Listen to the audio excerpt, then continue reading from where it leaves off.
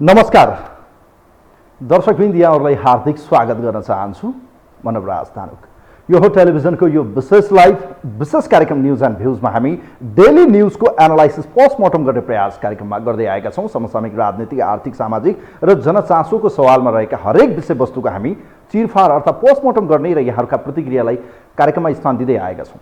विशेष गरी यतिखेर संसदमा बडो महत्त्वपूर्ण विषयहरू, जनताका सरोकारका विषयहरू बहस हुनुपर्ने, छलफल हुनुपर्ने, तर त्यहाँ के भइरहेको छ भनेर मैले भनिरहनु त नपर्ने, तर बोल्नुपर्ने अवस्था किन आयो भने त्यहाँ जनताका प्रतिनिधि नीति नियम कानुन बनाउन गएको होइन, एकले अर्कोलाई गाली गर्न। यी नेताले कुनै ठाउँ बाँकी राखेनन्, चाहे चुनावी आमसभा होस्, चाहे यिनीहरूले भोट माग्दा होस्, चाहे यी सत्तामा होस्, चाहे प्रतिपक्षमा होस्, यिनको एउटै काम छ, देश जनता भाँडमा जाओस्, तर यिनलाई चाहिँ कुर्सी प्यारो छ। एकले अर्कोलाई खुइल्याउने र गाली गर्ने, गाली गुलोज जस्ता तुच्छ किसिमका चाहिँ आरोप प्रत्यारोपमा उत्रिँदा संसदमै पनि नाङ्गो नाच यतिखेर सांसदहरूले देखाउन थालेका छन्। शीर्षस्थ भनिएका नेताहरू आरोप प्रत्यारोपमा उत्रिरहँदा वास्तवमा यसको मर्यादा के हो?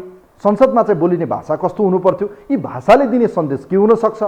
यी यावत प्रश्नहरू छन्। हो, अहिले संसदमा चाहिँ जनताका समस्या, रोजगारीका समस्या, विकास निर्माणका समस्या, बजेटमा प्रायोरिटी कस्तो विषय राख्नुपर्ने भन्ने हो। चुनावमा हार जित होला, त्यसलाई छोडौँ अहिलेलाई, त्यो अलि तातो तातो भएको कारणले गर्दा पनि उहाँहरूलाई अलिकति प्रेसर हुनसक्छ। चुनावमा हारको एउटा भनौँ न रिस राग पनि हुनसक्छ, अलिकति द्वेष पनि हुनसक्छ, त्यो आउनु स्वाभाविक हो। तर यसको मतलब यो होइन कि सबै दलहरूले चाहिँ त्यहाँ बोलिने भाषा या गरिने व्यवहार या त्यहाँ चाहिँ देखिएको नाटकले के जनताले म्यासेज पाउँछन्। हो, तपाईँहरूका यिनै क्रियाकलापबाट आजित भएका जनताले आज बालेन हर्क र गोपाल हमाल जस्ता मान्छेको उदय हुँदैछ है, सचेत रहनुहोस्।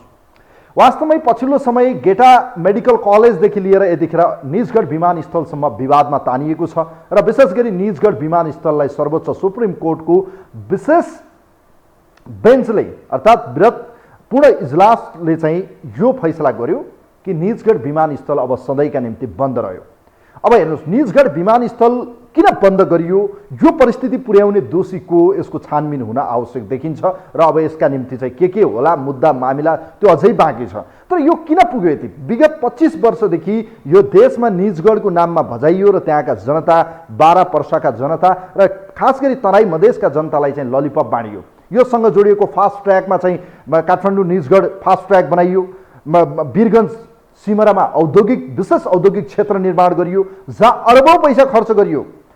एयरपोर्ट कुन स्थानमा कसरी बनाउनु पर्छ यसका विज्ञहरूले बताउँछन्। हो, स्पेसिफिक यसका केही मापदण्ड हुन्छन्, EIA गर्नुपर्ने हुन्छ, EIA का मापदण्डहरूलाई पार गर्नै पर्छ, वातावरणीय प्रभाव मूल्याङ्कन जसलाई भनिन्छ, यी पास नगरिकन गर्न सकिन्न। अझ बोर्डर एरियाभन्दा अलिकति सेन्सिटिभ भन्दा अलिकति अलि सुरक्षित हुनुपर्छ। अब तपाईँलाई भनौँ, अन्तर्राष्ट्रिय विमानस्थल पोखरा विमानस्थल कुन अर्थमा पोखरा विमानस्थलमा कति सिटको चाहिँ कुन चाहिँ एयरपोर्ट आउन सक्छ, कार्गो विमान समेत नआउने पोखरामा कसरी यो अन्तर्राष्ट्रिय विमानस्थल बन्न पुग्यो? यसको भनौँ न यसको सेटिस्फाई गर्ने को, यसको चाहिँ म्यानुफ्याक्चरिङका निम्ति या यसको जुन जुन मापदण्ड पार गर्नुपर्ने थियो त्यो गरिदिने मान्छे को, यसको स्पेसिफिक भेरिफाई गर्ने या त्यसको इस्टिमेट बनाउने मान्छे को, त्यो पनि खोजनीति होला। भलै यो देशमा विज्ञ भनिएका मान्छेहरू असफल जस्तो देखिएर यो देशका नेताहरू केटाकेटी जस्तो खेलौना खेलेको जस्तो यो देशमा विकास निर्माणहरू गर्दै हुनुहुन्छ। अहिले सुदूरपश्चिममा चलिरहेको डडेलधुरामा पूर्वाधार बन्छ, बनाउनु पर्छ जुन प्रधानमन्त्रीले चाहिरहनु भएको छ। तर गेटामा बनिसकेको यो भनौँ न मेडिकल कलेजलाई छोडेर फेरि नयाँ बनाउँदा कति अर्ब खर्च हुन्छ होला? त्यहाँ विद्यार्थी कहाँबाट आउने, कसलाई ल्याउने, केका निम्ति त्यो डाँडामा बनाउने भन्ने प्रश्न कयौँ हुन सक्छन्। बनेकोलाई भत्काउने अनि चाहिँ नयाँ खडा गर्ने, यो केटाकेटी बालहट जस्तो देखिन्छ। असफल नेतृत्व हुँदा आज निजगढ विमानस्थल अन्तर्राष्ट्रिय स्तरको चाहिँ हाई सेटिस्फाई गरेर या भनौँ एउटा भेरिफाई गरेर बडो मजाले उहाँहरूले चाहिँ रुखहरू काटेर लाउनु भयो। इन्टरनेसनल रूपमा पनि यो उदाहरण देखिन्छ, जङ्गलहरूको बिचमा या ठुला ठुला भनौँ न यस्ता फाँटहरूमा चाहिँ हुँदो रहेछ। त्यो देखियो पनि विभिन्न देशहरूमा भएको उदाहरणहरू पाइलटहरू या विज्ञहरूले दिनुहुन्छ।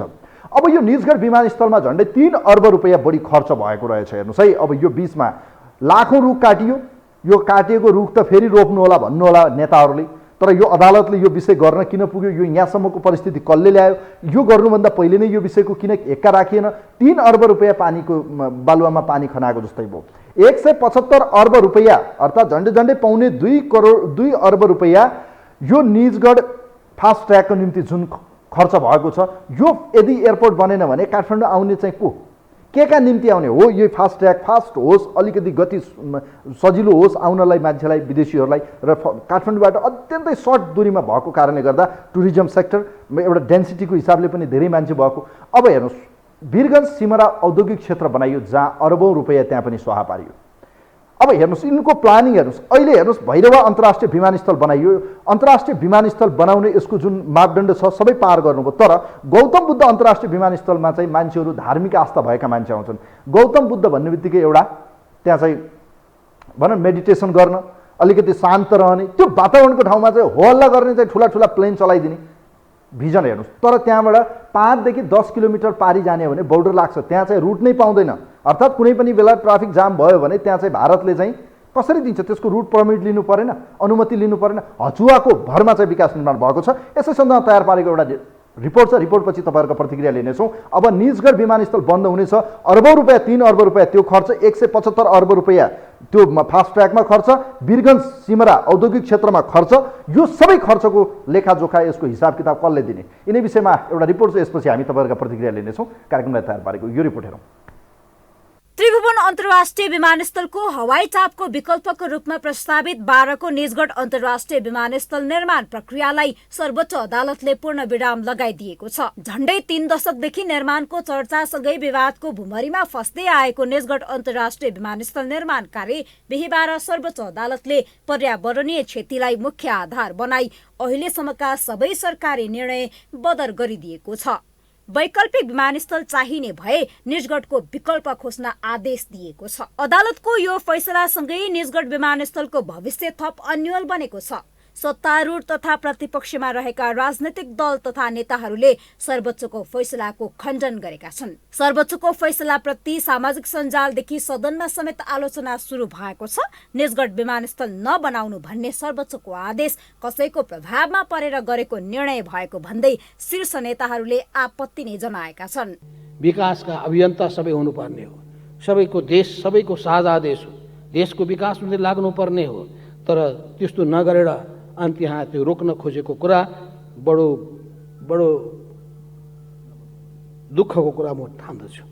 त्यो विमानस्थलको विकल्प के, त्यो रिजनल हबको रूपमा विकास गर्न सकिने त्यो विमानस्थल धेरै हिसाबले त्यो विमानस्थल चाहिँ उपयुक्त त्यो ठाउँ छ भनेर धेरै गहिरो धेरै व्यापक अध्ययनपछि बल्ल बल्ल त्यो निर्माण गरिएको हो।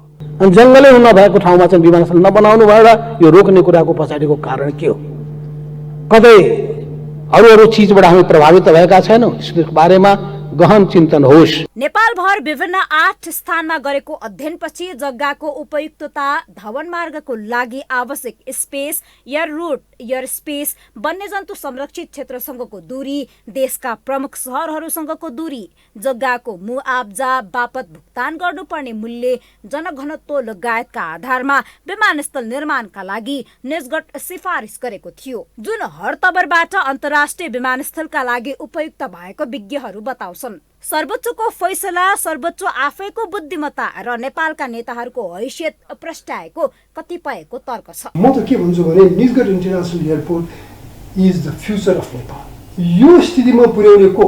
हाम्रा प्रधानमन्त्रीहरू, हाम्रा मन्त्रीहरू, हाम्रो सरकारका ब्युरोक्रेट्सहरू, हाम्रो गभर्मेन्टहरू, हाम्रा डिफ्रेन्ट निकायहरू, हाम्रो यी सबैले यो देशलाई बिगार्ने नै यिनीहरू हो कि यिनीहरूको तपाईँको त्यो वाइडर भिजन, त्यो कन्स्ट्रक्टिभ भिजन, त्यो डेभलपमेन्टल भिजन छैन। तर इन्डियाको सेक्युरिटी हो, चाइनिज सेक्युरिटी हो, उनीहरूको देशको सेक्युरिटी हो। अब इन्टरनेसनल प्र्याक्टिसमा केसम्म छ भन्नुहुन्छ भनेपछि एउटा देशको सर्टन एयर स्पेस अर्को देशले पनि कन्ट्रोल गर्छ। सरकारले आर्थिक वर्ष 2070-71बाट दोस्रो अन्तर्राष्ट्रिय विमानस्थल निजगढ 12लाई राष्ट्रिय गौरवको आयोजनाको रूपमा अगाडि बढाएको भए पनि अदालतको फैसलाले अब के होला त चासो बढाएको छ।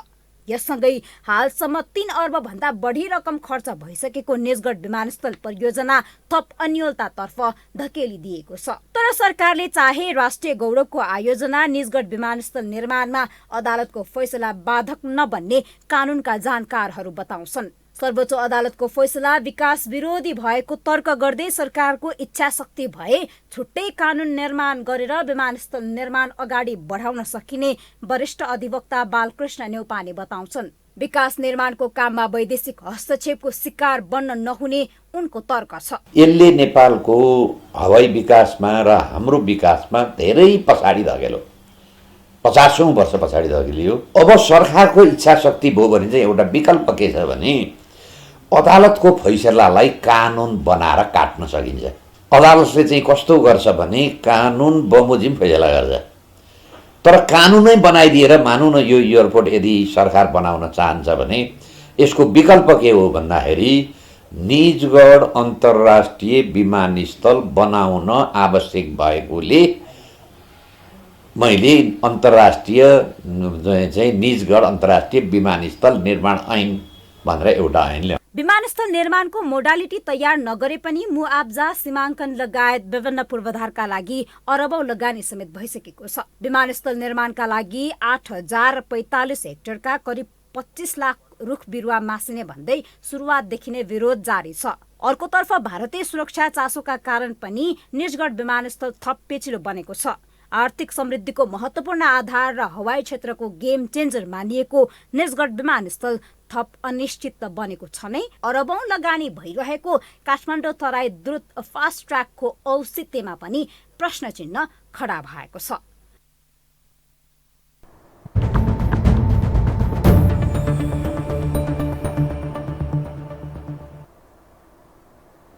दर्शकवृन्द, यो रिपोर्ट यहाँहरूलाई हामीले देखायौँ। खास गरी निजगढ विमानस्थल जो अन्तर्राष्ट्रिय मापदण्डका निम्ति नेपालको काठमाडौँ एयरपोर्टभन्दा अझ बेटर, जो टिआइए अर्थात् त्रिभुवन इन्टरनेसनल एयरपोर्टभन्दा अझै स्ट्यान्डर्ड लेभलको वेल फिनिस गर्न सक्यो भने त्यसलाई चाहिँ नमुना बनाउन सकिन्थ्यो। तर भयो के, यो 25 वर्षको पिरियडमा यो देशका हरेक सरकारमा पुगेका नेताहरूले यसलाई भजाउने र यसलाई चाहिँ देखाउने र जनतालाई प्रलोभनमा पार्ने काम गरे। अहिले नेताहरूलाई सुन्छु म, कहिले धनगढी एयरपोर्टलाई चाहिँ बनाइदिन्छु, कहिले सुर्खेत एयरपोर्टलाई म इन्टरनेसनल एयरपोर्ट बनाइदिन्छु, कहिले नेपालगञ्ज, कहिले भैरवा, कहिले पोखरा, कहिले तपाईँको अहिले तपाईँ देखिरहनु भएको छ निजगढ भनिएको छ, कहिले विराटनगर भनिरहनु भएको छ। यस्तो हुँदैन। निजगढलाई धेरै अर्थबाट एनालाइसिस गरेर विज्ञहरूले चाहिँ यसलाई राय सुझाव दिएर चाहिँ फाइनलाइज गरेको। तर नेताहरूको चाहिँ अलिकति व्यवस्थाले गर्दा यसलाई फिनिस गरिसक्नु पर्थ्यो, गर्न नसक्दा मुद्दा पर्यो। मुद्दा परेपछि अदालतले यसमा हात हालिदियो। यो अदालतले हात हाल्ने नहाल्ने विषय आज एउटा प्रश्नको घेरामा परेको छ। सम्मानित अदालतको यो निर्णय सबैले मान्नै पर्छ। तर अदालतलाई यो अवस्थामा पुर्याउन कसले पुर्यायो? यिनै नेताले पुर्याए। नेताहरू केटाकेटी भए, भिजन छैन है, क्लियर देखियो। पोखरालाई पनि बनाइदिने, त्यो अन्तर्राष्ट्रिय विमान हुँदै होइन। भैरवा कुनै हालतमा हुँदैन भनेर विज्ञहरूले बताइरहनु भएको छ। यसपछिको आउने अन्तर्वार्ता हेर्नु होला, मैले लिएको अन्तर्वार्ता बडो स्पेसिफिक रूपमा चाहिँ पूर्व पाइलटले यस्तो मजाले गर्नुभएको छ विश्लेषण। निजगढलाई चाहिँ वेल त्यसको चाहिँ धेरै कुराहरू म्यानेज गरिएको छ। तर के गर्नु, दुर्भाग्य भन्नुपर्छ, अरबौं रुपियाँ 3 अर्ब रुपियाँ पानीमा यो बालुवामा पानी खनाएको भयो। सकियो पानी, यो पैसा सकियो। कोही हुनुहुन्छ हाम्रो लाइनमा? हेलो हेलो हजुर नमस्ते सर। नमस्ते, तपाईँको आवाज अत्यन्तै सानो आएको छ। हजुर हजुर सर नमस्ते, म झापाबाट। ल यहाँलाई स्वागत छ। यहाँको शुभ नाम भन्नु त सर? मेरो पारस ढुङ्गाना सर। ल ढुङ्गाना सर, अब निजगढ विमानस्थल ब्रेक गरिदिएको छ सर्वोच्च सुप्रिम कोर्टले। यो निर्णय सबैले मान्नै पर्छ। तर नेताहरूको दूरदर्शिता नहुँदा, बालक र बचपना खेलाएको जस्तो यो खेलौना खेलाएको जस्तो बनाउँदा यो देश आज बर्बादीको अवस्थामा पुग्यो। 3 अर्ब रुपियाँ त्यहाँ स्वाहा भयो। फास्ट ट्र्याकमा झन्डै 2.25 अर्ब रुपियाँ स्वाहा भयो।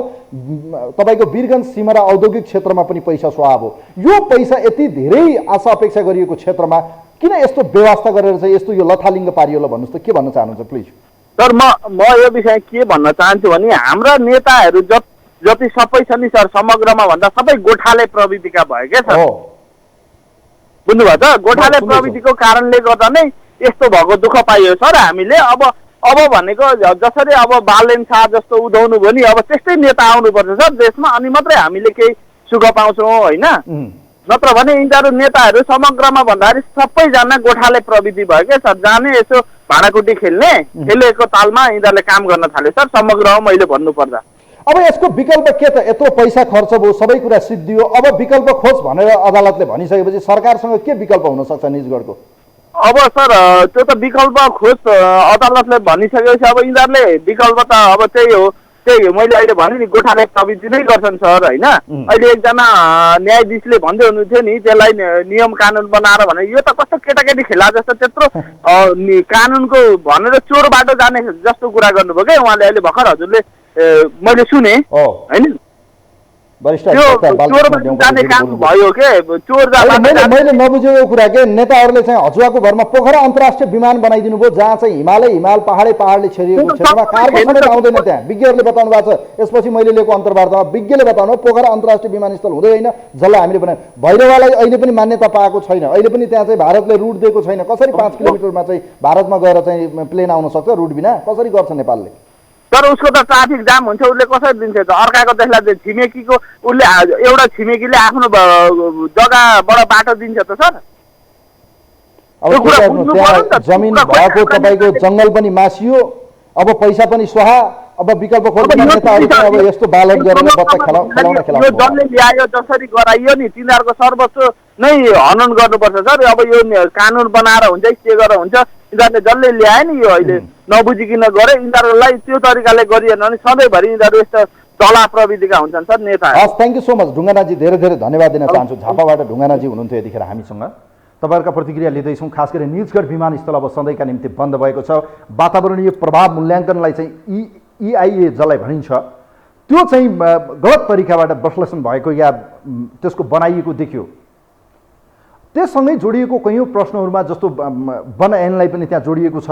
वातावरणको चाहिँ प्रभावलाई मूल्याङ्कन गर्नुपर्ने विषयमा पनि अदालतले बोलिदिएको छ। अदालतलाई बोल्ने परिस्थितिमा कसले पुर्यायो? यसको खोजी नीति हुनुपर्छ पर्दैन? यसको दोषी को? भन्नुको अर्थ हामीले देश कस्तो नेताहरूको हातमा दियौँ भन्ने कुरा त योबाट प्रश्न हुन्छ नि। विज्ञहरूले के बताए?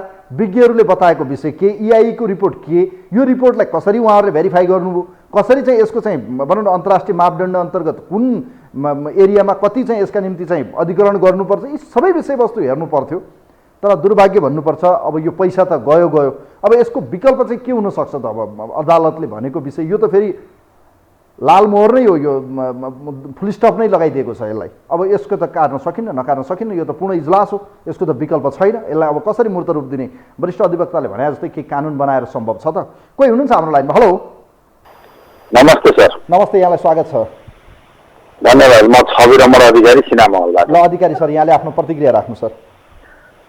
अब फेरि तपाईँलाई सोध्छु, यो निजगढको अन्तर्राष्ट्रिय विमानस्थलको मोटामोटी कामको सुरुवात भएको लगभग कति 8 वर्ष जति भयो? 8 वर्ष भयो। बजेट निकासै भएको 71 पछि। अनि त्यसको विरुद्धमा मुद्दा परेको कति जति भयो सर? कति वर्ष? मोटामोटी कति 5 वर्ष जति भयो? त्यही 4-5 वर्ष कति भयो? तपाईँलाई जानकारी सही छैन? मलाई एक्चुअली यति थाहा छैन। तर यो चाहिँ यही बिचमा चाहिँ उहाँहरूले मुद्दा मैले किन पनि यो कुरा तपाईँलाई सोधेको भने तपाईँलाई जानकारी छ भने मलाई अझ सजिलो हुन्छ भन्ने हिसाबले हो।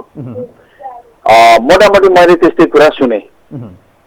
अब अदालतबाट त्यो पुनः पाठ सहितको फैसला अझै सार्वजनिक भएको छैन। यो मौखिक आदेशको मात्रै आएको, अब त्यो लिखित रूपमा चाहिँ त्यो केही पनि नआएको भन्ने कुरा पनि सुने मैले। अब हामीले बिर्सन नहुने कुरो के छ भने अदालती प्रक्रिया हाम्रो किन यति धेरै फितलो छ? कस्तो एक प्रकारको अराजक अनि मनमौजी पारा हो कि 8 वर्ष अगाडि त्यो आयोजना सुरु भयो, लगभग 5 वर्षैको हाराहारीमा त्यसको विरुद्धमा मुद्दा परेछ भने पनि यत्रो के अरे धन खर्च हुने अवस्था पुगिसकेर एउटा लगभग एउटा रुटमा काम सुरु भइसकेको अवस्थामा यति पछाडि त्यसको फैसला दिनुपर्ने, तत्कालै किन नदिएको, तत्कालै किन सुनवाई नभएको, यो आफैमा एउटा आश्चर्यको विषय छ। म यो एउटा प्रसङ्ग तपाईँलाई उदाहरण स्वरूप जोड्छु। पाकिस्तानमा इमरान खानको विरुद्धमा अविश्वास प्रस्ताव पेश भयो संसदमा। त्यसलाई छल्नलाई अनेक प्रपञ्च भयो।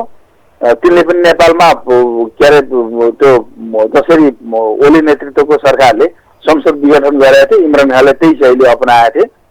अब संसदमा अविश्वास प्रस्ताव पेश भइसकेपछि त्यो त त्यसको भोटिङको माध्यमबाट त्यसको किनारो लाग्नुपर्छ या त अविश्वास प्रस्ताव फिर्ता हुनुपर्छ। तर त्यहाँ चाहिँ हठात संसद विघटन भयो, त्यसको विरुद्धमा मुद्दा पर्यो। मुद्दा परेपछि अदालतले संसदमा अविश्वास प्रस्ताव पेश भइसकेपछि संसद विघटन गर्ने अधिकार प्रधानमन्त्रीलाई रहँदैन। संसदमा भोटिङ गर्नु भनेपछि सभामुखले त्यसको प्रक्रिया अटाल गरे। रातिको 12 बजेको समय दिएको थियो, हामी लाइभ हेरिरहेका छौँ अब के हुन्छ भनेर। राति 12 बजेसम्म पनि संसदीय प्रक्रिया सुरु नहुने अवस्थामा पुगिसकेपछि सर्वोच्चका प्रधान न्यायाधीश लगायतको टिम राति 12 बजे कोर्ट खुला गरेर 12 बजे कट्ने बित्तिकै कडा फैसला गर्ने मोडमा पुग्यो। त्यो अवस्थामा धेरै उछलपुछल हुने अवस्था हुन्थ्यो। अनि अदालतले नछोड्ने, याद गर्नुहोस्, राति 12 बजे अदालत खुल्ला गरेर न्यायाधीशहरू बसेका थिए फैसला गर्नलाई। फेरि भनेको त्यो 12 बजेसम्ममा संवैधानिक प्रक्रिया अगाडि बढेन भने एक्सनमा जान्छ अदालत। हामी नराम्ररी फस्यौँ भनेर सभामुखले राजीनामा दिएर त्यस पछाडि अर्को सभामुख उति बेलै नियुक्त गरेर अनि प्रक्रिया अगाडि बढेर ठुलो दुर्घटनाबाट पाकिस्तान बचाएको थियो। भन्न खोजेँ मैले के भने कयौँ यस्ता मुद्दाहरू छन् जस्तो ठुला नेताहरूका भ्रष्टाचार विरुद्धका कुराहरू, अब गैर संवैधानिक गतिविधि गरेका कुराहरू, धेरै ठुल्ठुला व्यापारी उद्योगपतिहरूका यहाँहरू 10औं-20औं वर्षसम्म पनि त्यो अदालतले सुनाइ गर्दैन। यो अहिले निजगढ पनि यो यसैको शिकार भयो। तपाईँलाई 8 वर्ष अगाडि सुरु भएको छ, 5 वर्ष अगाडि मुद्दा परेको छ। अहिले आएर उनले चाहिँ त्यो सबै कामकाज रोक्नु भनेको छ, अरूमा पैसा लगानी भइसकेको छ। अब मैले यहाँ जोड दिन चाहेको कुरा अझै केही छन्। माधव नेपाल लगायतका 14 जना सांसद विरुद्ध उनले एमाले मुद्दा हालेको थियो। त्यो मुद्दाको फैसला नगर्नाले 9 महिनासम्म एमाले संसदलाई पेन्डुलम बनाएर राखिदियो। हामी एमालेलाई मात्रै गाली गरिरहेका छौँ, अदालतलाई गाली गर्नु पर्ने हो कि होइन? त्यो उति बेलै त्यो जुसको जुस पानीको पानी जे छ नियम कानुनमा त्यो सरसर हेरेर दुईतर्फी सुनाइ गरेर 24 घण्टामा गएर फैसला दिनु पर्दैन। आइजिबी काण्ड हेर्नुहोस्।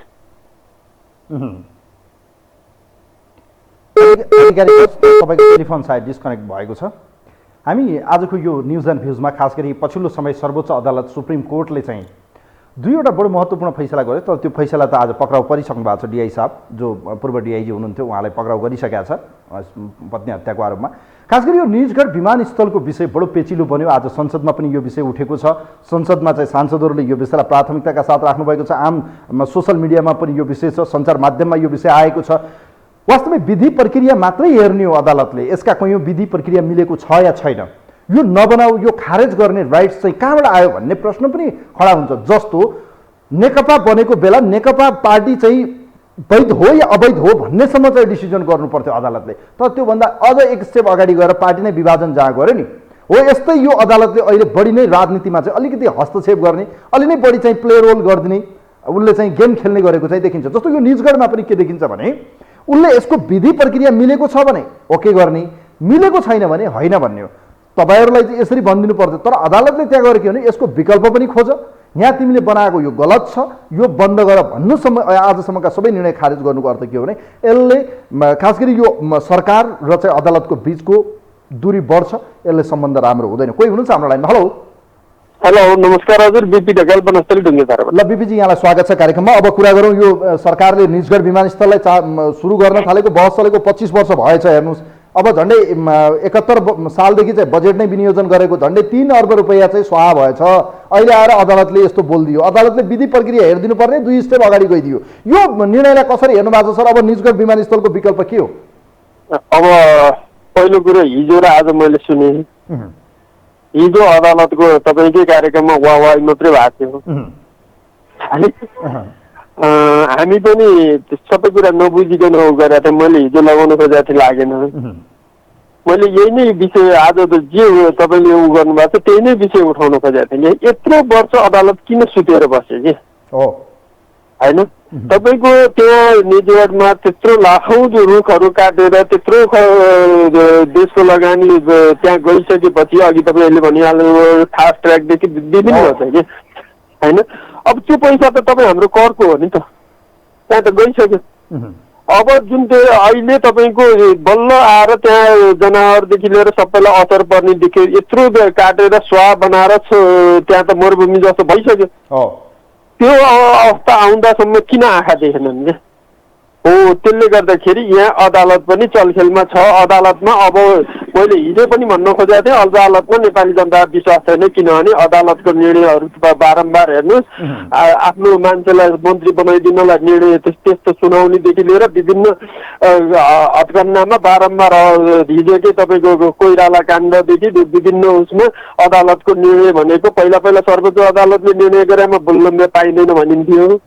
त्यो नीति र एउटा विधि अनुसार चल्थ्यो सर्वोच्च अदालत। अहिलेका पार्टीका झोलीहरू गएर अदालत पनि कब्जा गरे, त्यसले गर्दाखेरि अहिलेका निर्णयहरू भनेको पैसा र पदमा यहाँ दुईटा विषय आउँछ क्या बिपीजी। मैले यहाँसँग प्रश्न गरेँ, जस्तो पहिलो प्रश्न नेताहरूले अध्ययन, यसको परामर्श, यसको सबै विषयवस्तुलाई चाहिँ फाइनलाइज गरेर चाहिँ यो बनाउन गएको देखिएको भए आज यो परिस्थिति आउँथेन क्या हो। अहिले आएर अदालतले बोल्दा फेरि नेताहरूले गरेको निर्णय या सरकारले गरेको निर्णय उपर चाहिँ अदालत हावी भएको जस्तो देखिन्छ। सर, यहाँ गल्ती कसको देख्नुहुन्छ तपाईँ?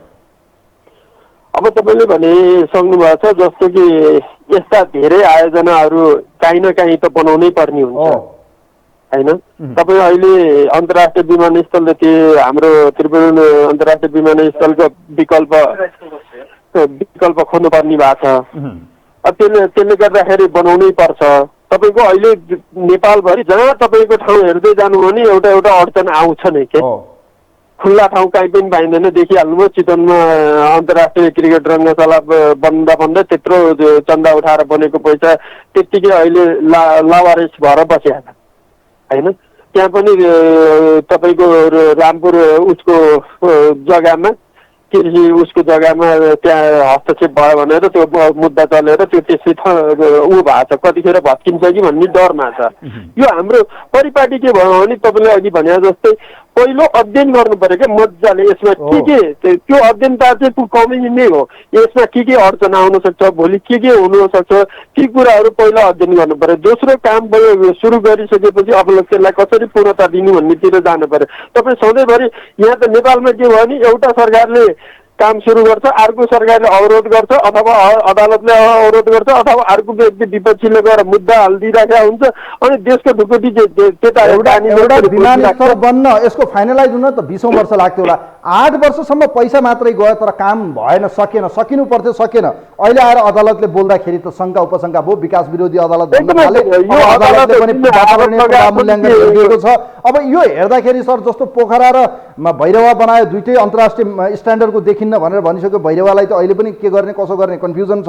अब यो निजगढको विकल्प के हुन सक्छ सर? के गर्ने? यत्रो लगानी त गयो, अब के गर्ने? सरकारसँग के अल्टरनेटिभ हुन सक्छ?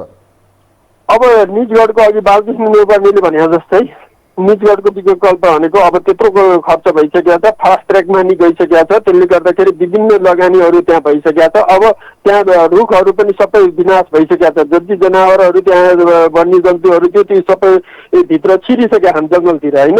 अब त्यहाँ फेरि उ गरेर त्यो बनेको ठाउँलाई फेरि वृक्षारोपण गरौँला के गरौँला भनेर फेरि अर्को पैसाको चलखेल गराएर देखिस् तिमीहरूले गरेको मैले अहिले खारेज गराइदिएँ, तिमीहरूलाई उ गराएँ, मलाई अर्कोतिरबाट पैसा कमाएँ भन्दा पनि हामीले करले तिरेको पैसा त्यहाँ खेर गइसकेको छ। अब सरकारले नै कानुन बनाएर त्यो निजगढ विमानस्थललाई कसरी हुन्छ अध्ययन अझ पुगेको छैन नि गरेर जसरी हुन्छ त्यसलाई पूर्णता दिनुपर्छ र चितवनको अन्तर्राष्ट्रिय क्रिकेट रङ्गशालालाई नि पूर्णता दिनुपर्छ। किनभने विकासका काम हो, यी कामहरू विकास भएनन् भने रोजगार हाम्रा युवाले पाउँदैनन्। बनेन भने त सर नेपाल अझै 20-30 वर्ष पछाडि धकालिन्छ है। यो चाहिँ हो, त्यसले गर्दाखेरि हामी लहलैमा कुरा त गर्छौँ, लहलैमा विरोध र समर्थन गर्छौँ, तर यस्ता कुराहरू बन्दैन भने अझ हाम्रा युवा जनशक्ति विदेश पलायन हुन्छन्, अझ रोजगार पाउँदैन। त्यसले गर्दाखेरि हाम्रा देशका सम्पत्ति त्यता खन्डिरहेका हुन्छ। त्यतातिर हामीले विशेष ध्यान दिएर नै बोलौँ, विशेष ध्यान दिएर पत्रकारिता गरौँ, विशेष ध्यान दिएर राजनीति गरौँ। होइन भने देश सधैँभरि यही भूमरीमा मात्रै खेलाइराख्ने हो भने देश कहिले परिवर्तन हुँदैन भन्दा बिदा भयो। थ्याङ्क यू सो मच बिपीजी, धेरै धेरै धन्यवाद दिन चाहन्छु। अब अन्तिम कल हामी लिन्छौँ। खास गरी यो तराईसँग जोडिएको जहाँ डेन्सिटी हेर्दा त्यहाँको जनघनत्व हेर्दा पनि बेसी छ र त्यहाँबाट विदेश जानेहरू पनि म्याक्सिमम तराई मुलकै हुनुहुन्छ। एउटा कुरा त पहिलो त्यहाँ निजगढमा बन्नु या नबन्नु यसको पहिले प्रारम्भिक अध्ययन हुनु पर्थ्यो। त्यही राजनीतिक दलहरूको भिजन देखेन र हचुवाको भरमा मन लाग्यो बनाइदिने। भलै यसको पछाडि उहाँहरूले एक्सर्साइज गर्नुभयो होला, तर अहिले आएर अदालतले हस्तक्षेप गर्नु या यसमाथि चाहिँ आफ्नो विवेक प्रयोग गरेर चाहिँ जसरी अब यो पूर्ण इजलासले यो फैसला सुनाइदियो, यसले अब यो नकाट्न सकिन, यसलाई त काट्न सकिन, कुनै पनि मापदण्डले काट्न सकिन। किनभने कानुनको व्याख्या त अन्तिम व्याख्या त भनेको सुप्रिम कोर्टको पनि कुनै एउटा न्यायाधीश एउटा इजलासले गरेको होइन, यो 5 न्यायाधीश बसेर पूर्ण इजलास जसलाई काट्नै सकिन्न, सक्यो द एन्ड भनिन्छ, त्यही भएको छ। अब यसको विकल्प के हुनसक्छ? यत्रो 3 अर्बभन्दा बढी त्यहाँ खर्च भयो, फास्ट ट्र्याक निजगढ फास्ट ट्र्याकमा गयो, त्यसै गरी चाहिँ वीरगञ्ज सिमरा औद्योगिक करिडोरको रूपमा चाहिँ विकास भइरहेको त्यहाँ विशेष औद्योगिक क्षेत्रमा लगानी भएको छ। यी धेरै विषयवस्तु हेर्ने भने त लथालिङ्ग पर्यो नि त। यसको पछाडि सरकार पनि अकर्मण नेता देखियो, सरकारले पनि भिजन देखाउन सकेन, क्लियर रूपमा चाहिँ यस्तो हो भनेर बाधा अडचन नआउने गरेर जाने उसले भोलि मलाई मुद्दा मामिला हुनसक्छ, सरकारका विरुद्ध आउन सक्छ, यस्ता झमेलाहरू झेल्नुपर्छ, पहिले नै क्लियर हुनु पर्थ्यो। त्यो भएन, आज परिणाम यो भयो। अब के गर्ने त? सकियो खेल। कोही हुनुहुन्छ आजको लागि अन्तिम कलर, उहाँलाई वेलकम गर्न चाहन्छु। नमस्ते, यहाँलाई स्वागत छ कार्यक्रममा। ए हजुर नमस्कार। ल यहाँलाई स्वागत छ। अब निजगढ विमानस्थलको बारेमा अब कुराकानी गरौँ। 3 अर्ब रुपियाँ सकिएछ, 175 अर्ब रुपियाँ चाहिँ यो फास्ट ट्र्याकमा सकिएछ। अब त्यसै गरी वीरगञ्ज सिमरा विशेष आर्थिक क्षेत्रमा पैसा सिद्धिएछ। अब के गर्ने त? निजगढमा त पूर्णविराम लगाइदियो अदालतले, अब के गर्ने त? सरकारको त यो पैसा पनि गयो, भिजन पनि देखेन, नेताहरूले हचुवाको भरमा विकास गर्ने जस्तो सन्देश पनि देखियो। अब नेताहरू भन्दै हुनुहुन्छ अदालतले चाहिँ विकास विरोधी गतिविधि गर्यो। के हो खास कुरो, के भन्न चाहनुहुन्छ?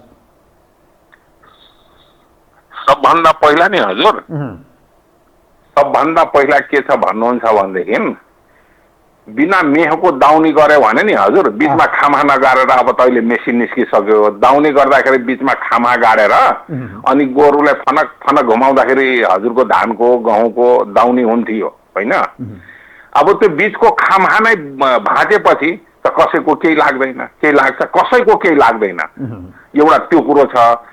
र यहाँ के छ भन्नुहुन्छ भनेदेखि पैसा भजाएर खाने हाम्रो नेपालमा सिस्टम लागेको छ। कस्तो लागेको छ? मेलेम्चीकै कुरो हेर्नुहोस्, कतिवटा ठेकदार चेन्ज गर्यो, कत्रो नाटक ड्रामा गर्यो, कहिले पानी आउनु पर्ने अन्तिम चरणमा ठेकदार नै चेन्ज गरिदिने, अरब खरब चाहिँ उडाउने, मन्त्री मोटाउनु पर्ने, पार्टी मोटाउनु पर्ने, सबभन्दा ठुलो प्रक्रिया त्यो छ हजुर। अर्को प्रक्रिया के छ भन्नुहुन्छ भनेदेखि हाम्रो देश यो धेरै धनिक देश हो। अब 2-4 अरब खरब गए पनि के बिग्रे हजुर? भिख मागेर खानु छ भने लाज के किन लाग्ने?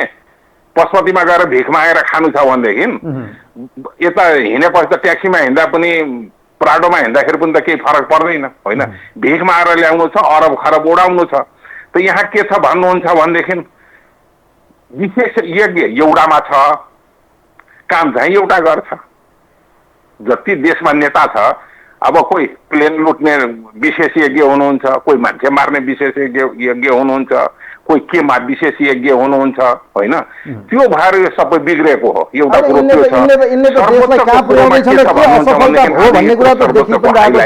एउटा देशमा चाहिँ कतिवटा चाहिँ एयरपोर्ट बनाउने त्यसको पनि उहाँहरूसँग मेकानिजम छैन। 20 वर्ष तारिख पठाएको छ, क्षेत्रलाई प्रायोरिटी राख्ने त्यो पनि छैन, फैसला हुन सकेको छैन हजुर। हस्, यहाँलाई धेरै धेरै धन्यवाद दिन चाहन्छु Mahato ji. Thank you so much. यहाँले आफ्नो प्रतिक्रिया राख्नुभयो, यहाँले विचार राख्नुभयो, म धन्यवाद दिन चाहन्छु। अदालतको यो फैसला यतिखेर प्रशंसा जनस्तरबाट देखिन्छ कि भन्दा यसले पर्यावरणलाई, वनलाई र वातावरणीय प्रभावलाई चाहिँ मूल्याङ्कन गर्नका निम्ति जुन ऐन छ त्यसलाई आधार मानेर चाहिँ गरेको छ भन्ने एकतिर चाहिँ प्रशंसा छ। त अर्कोतिर चाहिँ विकासका नाममा चाहिँ झन्डै 8 वर्षदेखि लगानी 3 अर्बभन्दा बढी गयो, फास्ट ट्र्याक बनाइयो किनभने सहज होस्, भोलि गएर काठमाडौँसम्म चाहिँ टुरिस्टहरू आओस्, काठमाडौँ भएर चाहिँ पोखरा जाओस्, सबै मेकानिजमहरू बनाइयो। अब यो पनि सिद्धियो। त्यसै गरी औद्योगिक क्षेत्रको चाहिँ भनौँ न उत्पादनहरू विदेश पलायन, विदेश लग्न, निर्यात गर्न, विदेशबाट आएका वस्तुहरूलाई पनि चाहिँ कार्गो अन्तर्गत कता कता दिने हो, ती सबै कुराहरू म्यानेज गरेर यी धेरै विषयवस्तुको अध्ययन थियो। अब एउटा विषय, यदि यो एयरपोर्ट बनेन भने यसका फाइदा बेफाइदाहरू त तपाईँहरूले बुझ्नु भएको छ। तर सबैभन्दा महत्त्वपूर्ण, भारतको पटनामा चाहिँ अन्तर्राष्ट्रिय विमानस्थलको लगभग अन्तिम तयारीमा छ। अब यदि यो बनेन भने तराई मूलका चाहिँ धेरै मान्छेहरू चाहिँ पटनाको एयरपोर्ट भएर विदेशमा चाहिँ जान सक्नेछन्, यसको आर्थिक कारोबार पनि हुनसक्छ। तसर्थ यो निजगढ विमानस्थलको विकल्प चाहिँ सरकारले तत्काल खोज्नुपर्ने देखिन्छ। अब यो अदालतको निर्णयपछि दलहरूको चाहिँ ओठमुख सुकाइदिएको छ। हेर्नुहोस्, यो निर्णय विवादमा परेको छ, भलै यसको निर्णय काट्न सक्ने कुनै तागत छैन, किनभने अन्तिम व्याख्या त सर्वोच्चको यो पूर्ण इजलासले गरिसकेपछि द इन्ड भएको छ, अर्थात् यो फैसलालाई पूर्णता पाएको छ। अब यसको विकल्पमा विभिन्न अब परामर्शहरू होला, तर बन्नु चाहिँ पर्छ, एउटा महत्त्वपूर्ण बन्नुपर्छ एउटा अन्तर्राष्ट्रिय विमानस्थल। किनभने गौतम बुद्ध अन्तर्राष्ट्रिय विमानस्थल भनिएको छ भैरवाको, त्यो पनि अहिले त्यो लुम्बिनीमा त्यत्रो त्यो शान्तिका निम्ति मानिएको ठाउँमा होल्ला मचाउने र त्यहाँ चाहिँ अहिले रुट पनि पाएको छैन। पोखरा विमानस्थलमा चाहिँ अन्तर्राष्ट्रिय मापदण्ड अन्तर्गत छँदै छैन, 100 सिटको पनि विमान आउँछ कि आउँदैन, यी धेरै विषयहरू छन्, धावन मार्ग नै छैन। यी यताउति हेर्नुपर्छ। हेर्नुहोस्, अब काठमाडौँको विकल्प खोज्नुपर्ने बेला हो, तर दलहरूले चाहिँ विकास निर्माण गर्दा विज्ञहरूसँग चाहिँ परामर्श लिनुहोस्, राय लिनुहोस्, अनि त्यसको एउटा चाहिँ एस्टिमेट बनाएर सबै कुराहरूलाई फाइनल गरेर पो जाने। त हचुवाको भरमा मुखले बोलिदिने, बजेटमा हालिदिने, अनि त्यसपछि गएर विवाद जनतालाई लडाइदिने, भोलि गएर अदालतले चाहिँ 4-5 वर्षपछि बोलिदिन्छ, फेरि रोकिन्छ ठप्प। यो सबै कुराहरूको चाहिँ अदालतले पनि टाइममै चाहिँ डिसिजन दिनुपर्छ। हस्, कार्यक्रमलाई यहीँ बिट मारौँ। कार्यक्रम हेरिदिनुभयो यहाँहरू सबैलाई धेरै धेरै धन्यवाद दिँदै आजको यो विशेष अङ्कबाट कार्यक्रमको टिमसँग म पनि बिदा हुन्छु। नमस्कार।